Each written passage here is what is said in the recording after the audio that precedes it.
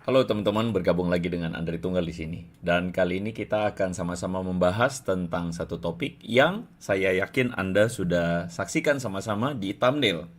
Jadi kalau kita lihat apa yang akan kita bahas hari ini, berbeda dari biasanya, saya sebenarnya cukup jarang membahas orang ini, yaitu Rabanians ya, Rabanians ID.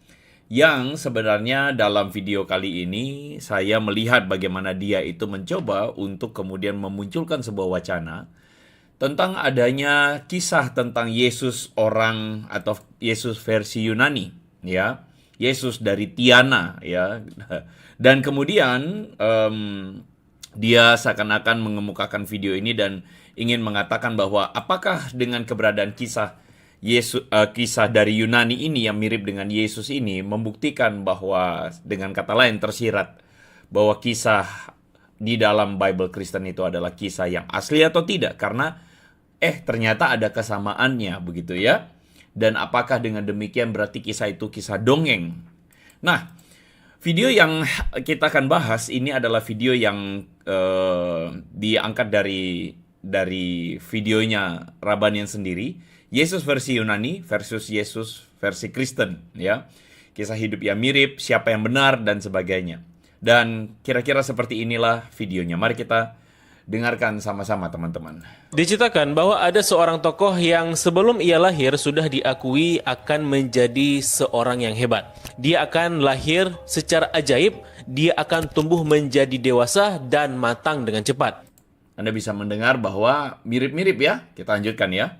Dia mengumpulkan sejumlah murid di sekelilingnya yang menjadi yakin bahwa ajarannya diilhami secara ilahi. Dia membuktikannya kepada mereka dengan melakukan banyak mukjizat. Namun di akhir hidupnya, ia menimbulkan perlawanan dan musuh-musuhnya menyerahkannya kepada penguasa Romawi untuk diadili.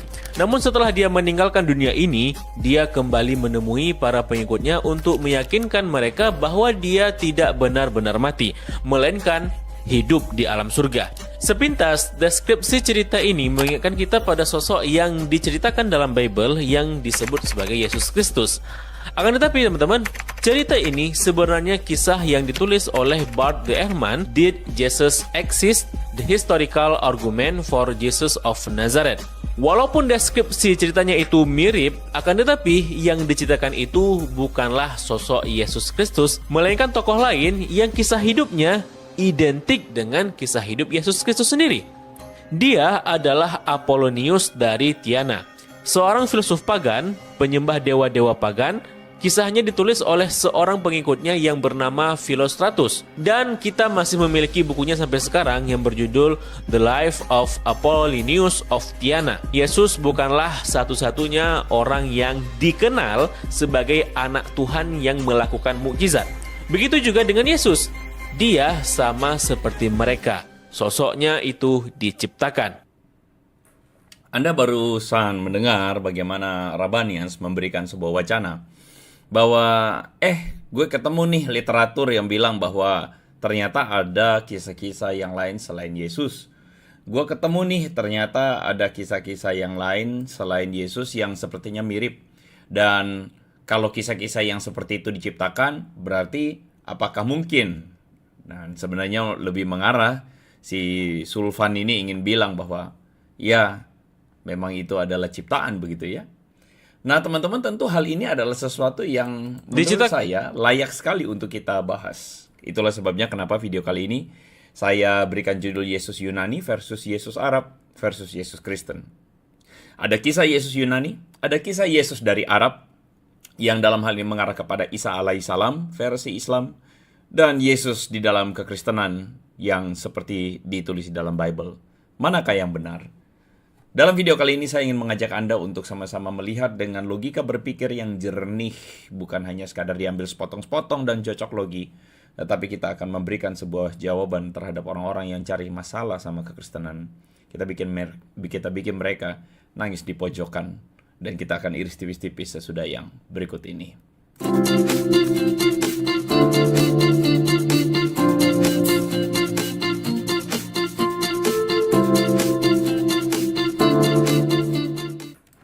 Oke, teman-teman, terima kasih karena teman-teman sudah menanti bersama-sama ya, dan terima kasih untuk teman-teman yang sudah bergabung.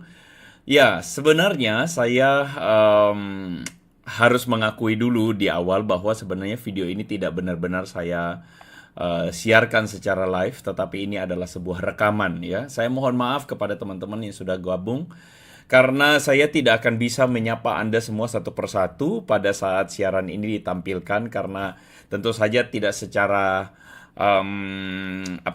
tidak secara ya pada saat bersamaan begitu ya. Saya tidak bisa membaca Anda satu persatu, tapi thank you karena ada beberapa dari teman-teman yang sudah gabung bahkan jauh-jauh sebelum live streaming. Nah, alasan kenapa saya rekaman karena ada sebuah jadwal kuliah yang harus saya hadiri, di mana memang saya sedang mengambil studi doktoral dan saya tidak memungkinkan teman-teman untuk live di hari Selasa hadir bersamaan karena saya tidak omnipresent, saya tidak diserupakan teman-teman ya.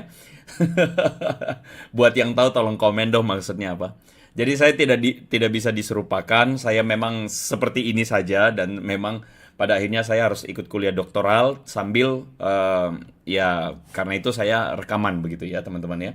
Jadi saya mohon pengertiannya, mohon maaf kalau tidak bisa menyapa Anda satu persatu, tapi saya harap bahwa kita bisa belajar dari video kali ini. Kita bisa belajar dari konten kali ini karena menurut saya konten kali ini adalah konten yang baik untuk kita pelajari. Sulfan atau Rabanians ID ini adalah orang yang sebenarnya sudah 4 kali saya bahas. Dan dia tidak pernah bisa memberikan jawaban terhadap video-video kita, terhadap argumen-argumen kita. Jadi Rabanians ini memang pada akhirnya kerjanya adalah comot logi, ya, comot-comot apa yang ada dalam literatur-literatur, ya bisa dibilang literatur yang sifatnya juga anti-Kristen begitu ya, sebagian yang oke lah sumber-sumber yang dia angkat. Oke, cuman ya sudah, perspektifnya adalah hanya sekadar menunjukkan masalah dalam kekristenan.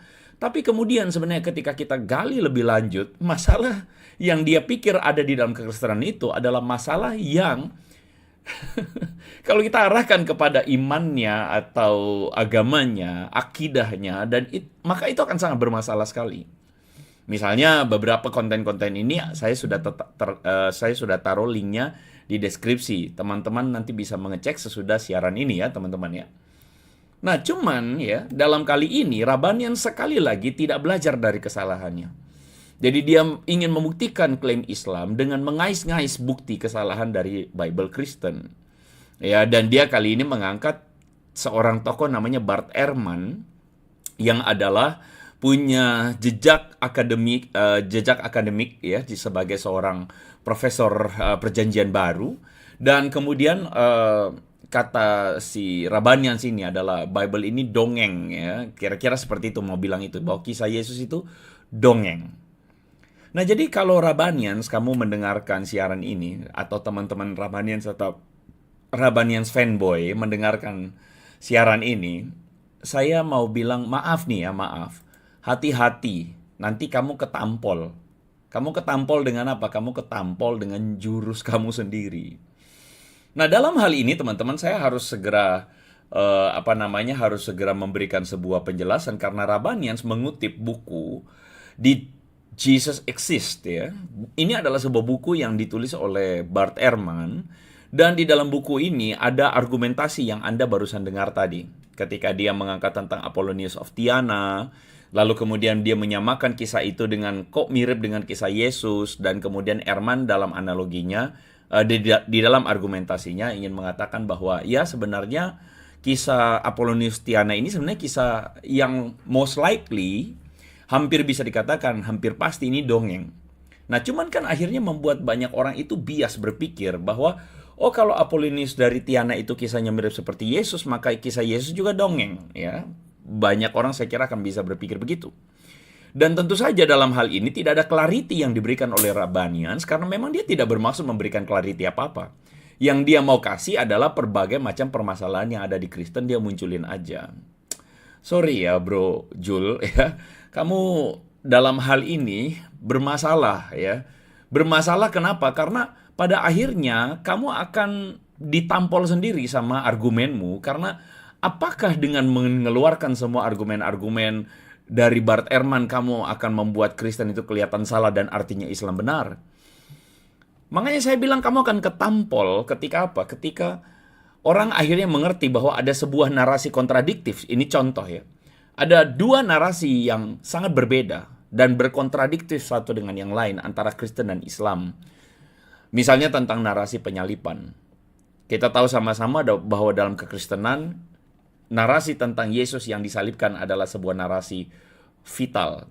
Narasi yang benar-benar primer, narasi yang harus, di mana betul itulah yang Yesus alami, yang Yesus lakukan. Dia memberikan dirinya untuk disalibkan, dia menyerahkan nyawanya untuk melakukan karya penebusan, dan itu adalah narasi kekristenan primer itu. Tetapi di dalam Islam kita tahu bahwa narasi ini benar-benar dimentahkan karena bukan Yesuslah yang disalibkan, tetapi ada orang yang diserupakan. Dan dengan demikian tidak ada yang namanya penebusan, tidak ada yang namanya karya keselamatan karena Yesus cuma nabi biasa. Jadi ada satu fakta yang berlawanan di sini, dua narasi yang berbeda tentang fakta penyalipan Yesus. Kristen mengatakan Yesus disalibkan, Muslim atau Islam mengatakan Yesus tidak disalibkan. Maka kita bertanya, kalau Zulfan ini, si Rabanians mengangkat perspektif Ehrman, ya dia bilang Ehrman, dia kutip Bart Ehrman, begitu ya. Maka kalau gitu, apa kata Bart Ehrman tentang penyalipan? Mari kita dengarkan sama-sama teman-teman apa yang menjadi perkataan Bart Ehrman tentang penyalipan itu sendiri. How much can we be sure about the crucifixion of Jesus and whether he was indeed crucified? Right. I know in Islam the teaching is that he was not actually crucified. I think on a historical basis, Jesus was absolutely crucified. Anda baru lihat Bart Ehrman sendiri yang mengatakan, gue tahu banget bahwa di dalam Islam itu Yesus tidak disalibkan. Tapi, kata Ehrman, jangan lupa dia adalah sejarah ya. Jadi dia itu dalam hal ini berperan sebagai seorang sejarawan modern ya, sejarawan yang meneliti tentang naskah-naskah yang ada, baik itu juga naskah Quran maupun naskah-naskah yang lebih tua ya. Ehrman kemudian mengatakan pada kenyataannya data-data itu dengan jelas mengatakan Yesus disalibkan, dan ini tidak sesuai dengan klaim Islam yang Zulfan sedang bela ya. Sekali lagi he was not actually crucified. I think on a historical basis, Jesus was absolutely crucified. I think that there is, as a historian, there's almost no doubt about that. And in case, tidak ada keraguan tentang itu. Dan dia disclaimer bahwa dia itu bukan Kristen, dia itu ateis, begitu ya. Dia tidak punya kepentingan untuk membela agama apapun. in case your audience doesn't know, I don't identify as a Christian. I don't have a particular stake in any of this information personally. But I think the crucifixion of Jesus is probably the best attested, one of the best attested events of his life. Bahkan Ehrman sendiri mengakui bahwa penyalipan Yesus adalah sebuah peristiwa yang tidak bisa disangkal. Peristiwa yang menurut data sejarah adalah peristiwa yang paling bisa dibuktikan tentang keberadaan Yesus itu sendiri. Bahwa Yesus itu disalibkan.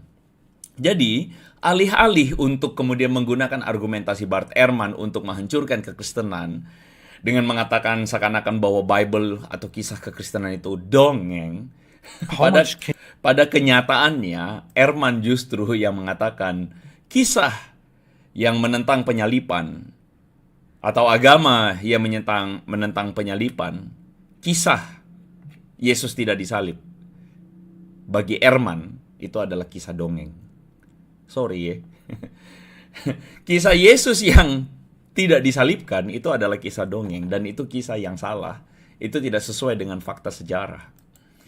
Jadi makanya saran saya, Bro Zulfan, Rabanians, mending kau bikin konten Islam aja, ngomongin tentang akhlak Islam, ngomongin tentang kebaikan Islam, kemuliaan Islam menurut keyakinanmu.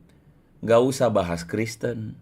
Karena kalau kau bahas Kristen, kalau kita malah balik bahas dan meluruskan, nanti kau sendiri yang menceret-menceret di pojokan. Tapi pada kenyataannya kau tidak pernah bisa membahas dan membalas narasi argumentasi yang kita munculkan. Jadi menurut saya ya, daripada kau bela diri untuk membuktikan agamamu benar di hadapan orang Kristen, mending kau sadar diri. Ya, sadar diri itu jauh lebih penting, bro. Ya, itu usul saya, ya. Jadi usul saya adalah sebaiknya tidak usah bahas Kristen, karena kalau nanti bahas Kristen, nanti nangis sendiri. Nanti yang ada adalah kontenmu malah kemudian merugikan agamamu sendiri. Jadi karena itulah teman-teman, disclaimer ini penting buat kita bicarakan di awal, karena bagi saya ini adalah sesuatu yang kemudian menolong kita untuk mempunyai framework berpikir. Kenapa saya membuat konten ini, dan konten ini ditujukan adalah supaya untuk kemudian memberikan penjelasan terhadap berbagai macam narasi sesat yang dimunculkan oleh orang-orang tertentu tentang kekristenan.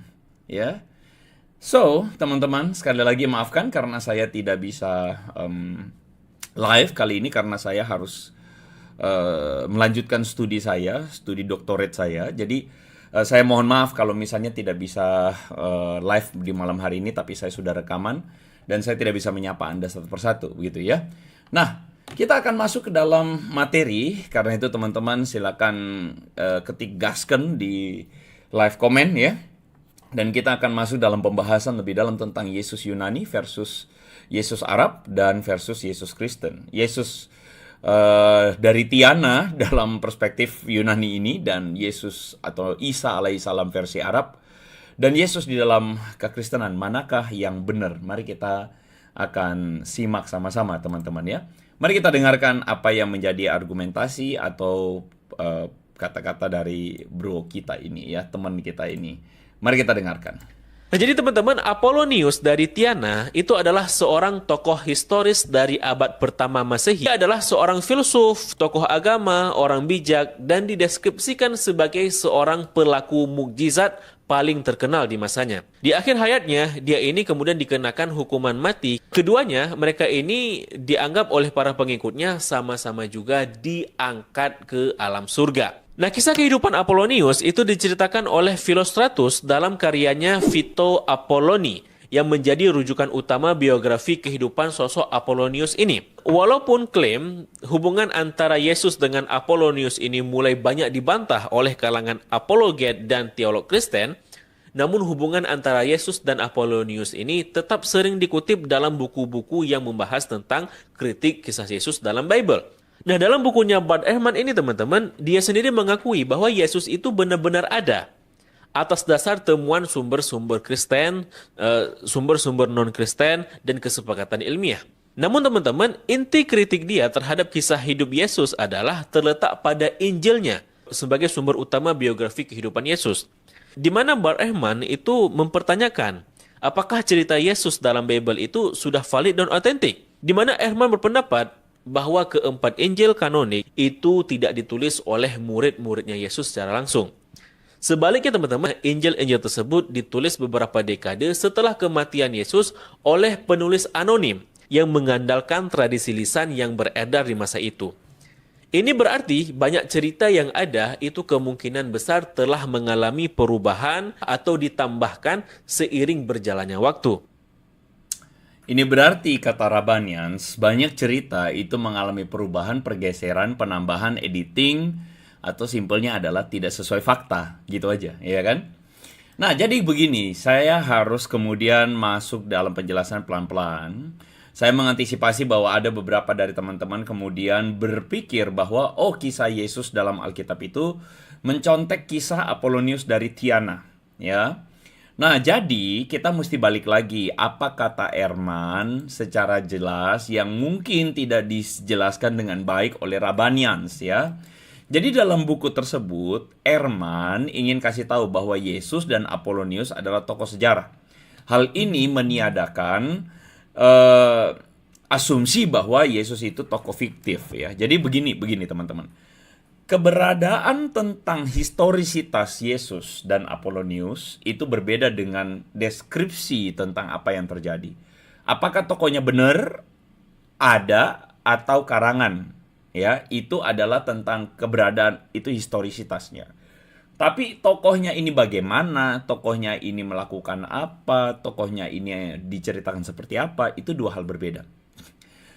Jadi Bart Ehrman di dalam bagian ini menjelaskan bahwa Yesus dan Apollonius itu sama-sama tokoh sejarah, ya. Tetapi apa yang terjadi dengan mereka itu lain cerita, kata Ehrman, ya. Nah, jadi Ehrman memberikan argumen yang tidak dijelaskan dengan baik oleh Rabanians dalam bagian ini. Argumennya Ehrman adalah kisah Apollonius itu ditulis oleh Philostratus dan itu kira-kira hampir 200 tahun sesudah Apollonius hidup. Jadi terlalu jauh masa antara kejadian sang tokoh yaitu Apollonius dari Tiana. Jadi ya jelas ini bukan Yesus dari Tiana ya, tapi Apollonius yang kisahnya mirip Yesus dalam tulisan Philostratus ya. Itu kisahnya itu ditulis oleh Philostratus 200 tahun sesudah Apollonius hidup.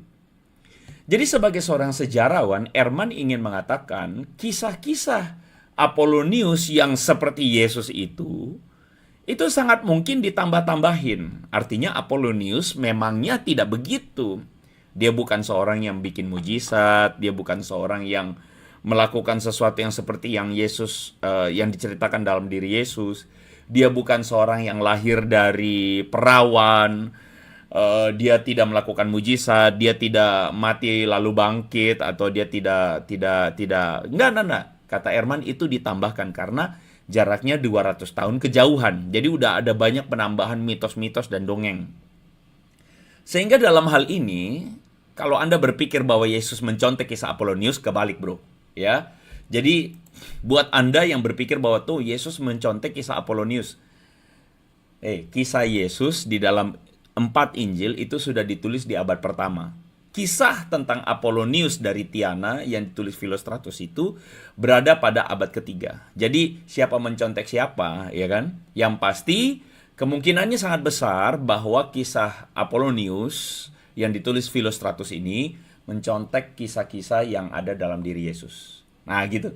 Jadi di copy ke dalam diri seorang Apollonius. Itu penjelasan yang saya rasa harus diluruskan dulu ya teman-teman ya. Tapi saya mengajak kita untuk berpikir lebih dalam. Apa kata Ehrman soal kisah ini? Dalam bukunya dia ingin mengatakan bahwa ada satu faktor yang kita harus sangat penting sekali pikirkan ketika membaca kisah-kisah yang wow, hebat, keren di dalam catatan naskah kuno. Dia mengatakan begini, kalau kejauhan masa penulisannya itu patut diragukan kebenarannya. Nah tentu saja Ehrman sebagai seorang ateis dalam hal ini pun mengkritik apa yang ditulis di dalam 4 Injil. Dia ingin bilang 4 Gospel pun penulisannya lama jaraknya dibandingkan Yesus. Beberapa dekade, kata Bart Ehrman. Ingat ya, beberapa dekade atau artinya beberapa puluh tahun ya. Nah teman-teman, kita tahu bahwa 4 kitab Injil itu ditulis pada abad pertama. Dan kalau dikatakan bahwa itu beberapa puluh tahun, ada yang memang 20 tahun jaraknya, atau mungkin 30 tahun, paling panjang atau paling jauh mungkin sekitar, lihat saya 40 tahun, begitu ya. Nah, hal ini kita simpan dulu. Kita nggak usah kasih jawab dulu. Tetapi sebenarnya sekali lagi, nah ini teman-teman, kalau kita mirroring argumennya Ehrman kepada Islam, dalam hal ini kepada agama dari Rabanians yang cari gara-gara dengan kekristenan ini. Ada yang udah tahu saya mau bahas apa? Saya mau ngomong apa? Ada yang udah tahu? Tulisin deh. Kalau kita balikin klaim atau kriteria yang standar yang dipunyai Bart Ehrman kepada catatan tentang Isa alaihissalam, maka masalah penulisan yang jauh dari tokoh yang dimaksud itu adalah sesuatu yang diragukan kebenarannya. Dan standar ini berlaku dengan sangat-sangat amat parah kepada narasi di dalam Quran. Agama yang dimiliki oleh Rabanians, bro Rabanians ini, catatannya di dalam Quran itu setidaknya terpaut 600 tahun dari kisah hidup Yesus Kristus. Yang tentu saja bagi Muslim mereka ingin kasih tahu, atau dalam catatan Quran Isa alaihissalam itu adalah Yesus. Karena jelas kita nggak bisa berdebatkan bahwa apa yang dimaksudkan dalam Quran ingin menunjuk pada Yesus, ya, ingin menunjuk pada Yesus, bahwa Yesus itu menyangkali ya bahwa dia itu mengajarkan kepada murid-muridnya bahwa dia itu adalah Tuhan. Jadi dan sebagainya. Saya rasa saya tidak usah jelasin panjang lebar.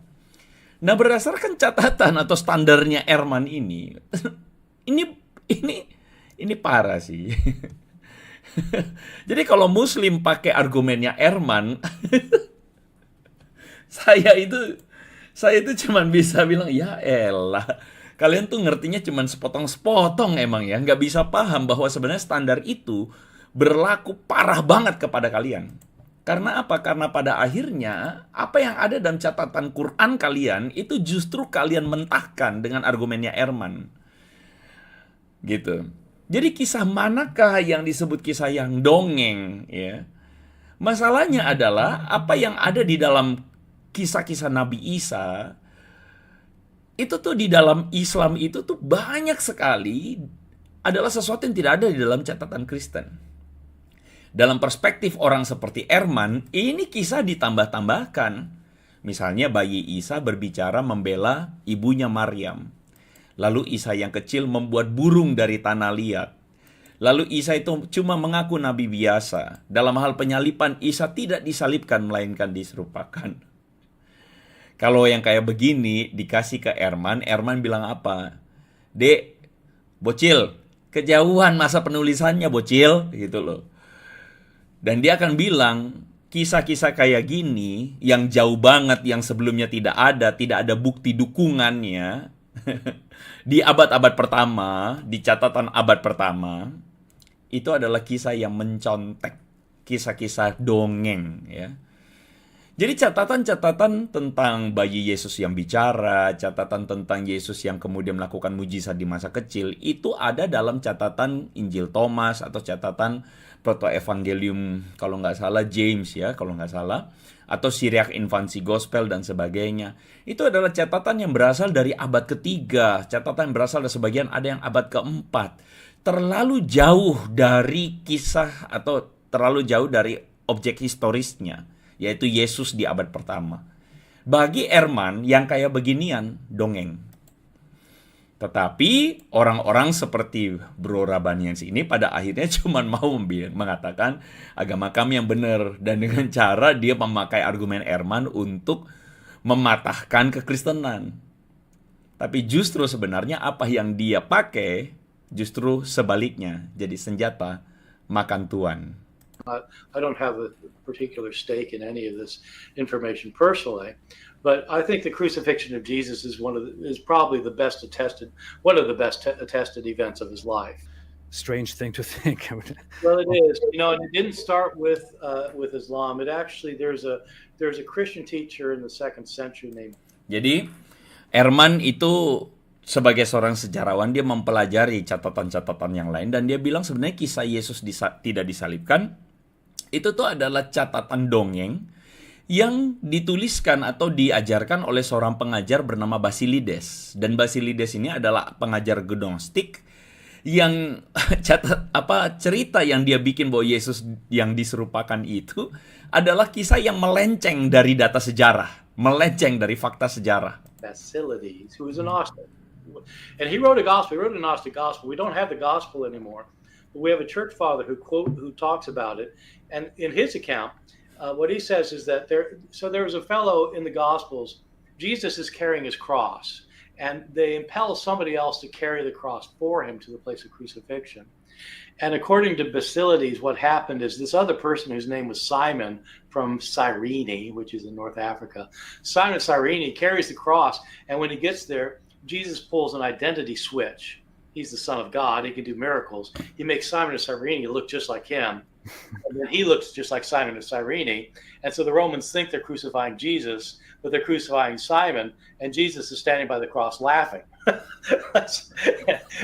Presumably Simon didn't think it was so funny because he's trying to help out here. Understandably so. Maklum aja deh. Kenapa? Ya itulah. Jadi Bart Ehrman justru mentertawakan kisah Yesus yang diserupakan itu. Yang maaf ya, sekali lagi maaf. Kisah Yesus yang diserupakan itu adalah kisah yang memang dipunyai Islam tentang Yesus. Nah, kisah Isa alaihissalam di dalam Quran itu, maaf sekali lagi maaf, banyak miripnya dengan kisah-kisah dongeng pra-Islam atau kisah dongeng sebelum Islam tentang Yesus itu begini dan begitu, Yesus ini begini dan begitu. Itu banyak dongengnya, mirip dengan banyak dongeng di situ. Nah, seharusnya Muslim yang cerdas berpikir, kalau fakta yang saya dapati begini, kenapa ya saya harus ngotot bahwa semua yang tidak sesuai dengan Quran itu salah? Kristen salah, kenapa? Karena catatannya beda ya, tidak seperti Quran. Kenapa kamu mesti ngotot? Fakta sejarah membuktikan sebaliknya. Data sejarah membuktikan justru banyak kisah di dalam catatan kalian itu mirip sekali dengan dongeng-dongengnya gitu loh, pra-Islam. Nah, kalian seharusnya berpikir atas dasar apa kalau gitu? Quran itu tidak boleh tidak benar. Quran itu mesti benar dan tidak bisa salah. Atas dasar apa kalian begitu? Berpikir begitu? Jadi sebenarnya kalau Rabanians masih tahan nonton ini, saya undang Anda juga untuk apa? Membuktikan keabsahan kisah Isa di dalam Quranmu. Buktikan. Buktikan apa? Buktikan dengan rasionalitas gitu. Jangan kau pakai Erman ya ujung-ujungnya apa? Ujung-ujungnya kamu senjata makan Tuhan.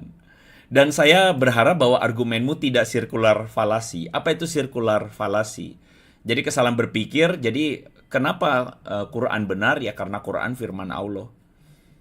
Lo tahu dari mana Quran firman Allah? Ya karena Allah sendiri yang bilang. Lo tahu dari mana Allah yang bilang itu Quran? Ya karena Quran yang kasih tahu bahwa ini perkataan Allah.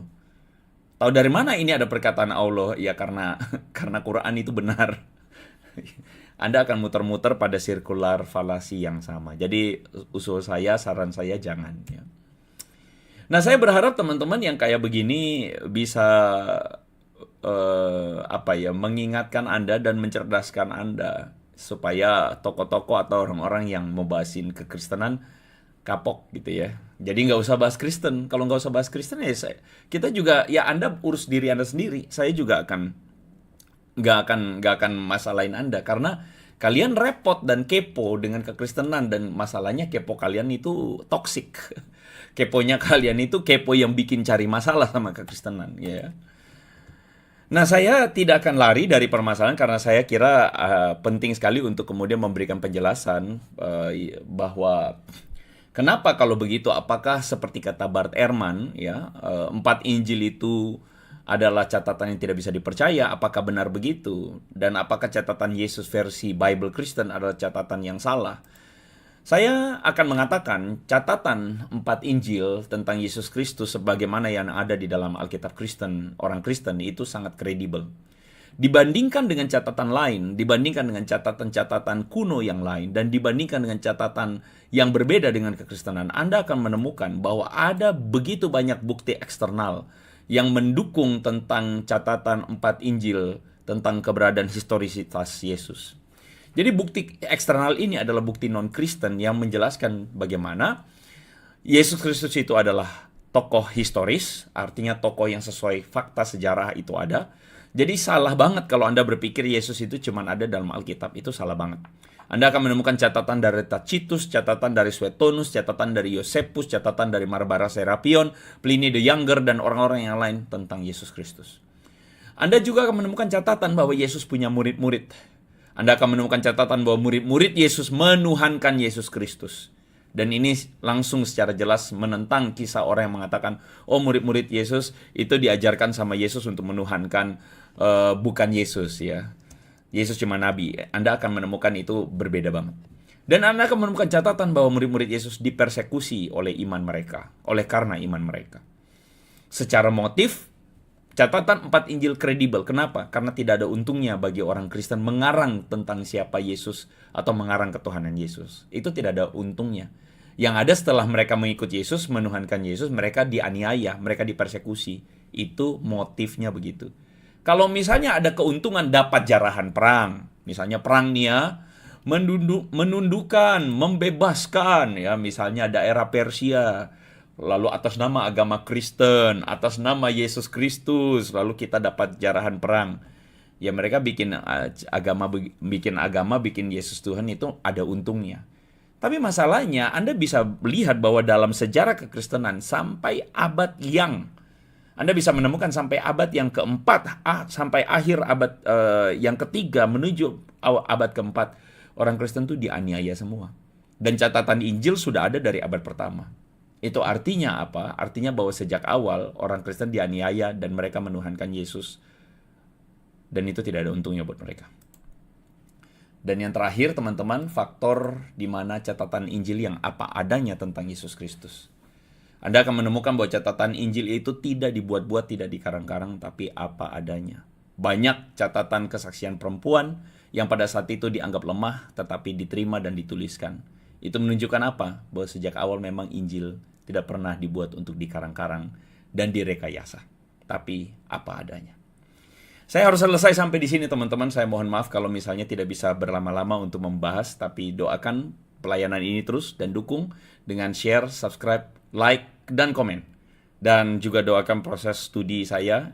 Saya di semester ini memulai studi doktoral saya dan saya berharap semoga jadi berkat teman-teman, menambah wawasan dan bisa jadi berkat buat banyak orang. Kita sampai di sini. So bagikan konten ini buat orang lain. So make it simple, make it meaningful. May God bless you teman-teman semua.